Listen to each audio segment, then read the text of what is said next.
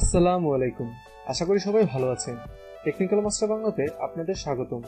আজকের ভিডিওতে আমরা একটি সমস্যার সমাধান দেখব। অনেক কম্পিউটারে নিউ ফোল্ডার ক্রিয়েটের অপশন মিসিং থাকে, আর এই সমস্যার সমাধানটি আজকের ভিডিওতে দেখাবো। অনেক রিসার্চ করে দেখলাম এর সমাধান অনেকেই দিয়েছে, কিন্তু সেগুলো কাজ করে না। কিন্তু আমার ভিডিওতে যে সমাধানটি দেখবেন সেটি কাজ করবে ইনশাল্লাহ, কারণ আমি প্রথমে নিজে এক্সপেরিমেন্ট করি, তারপর ভিডিও বানাই। তাই চোখ রাখুন আমাদের ভিডিওতে।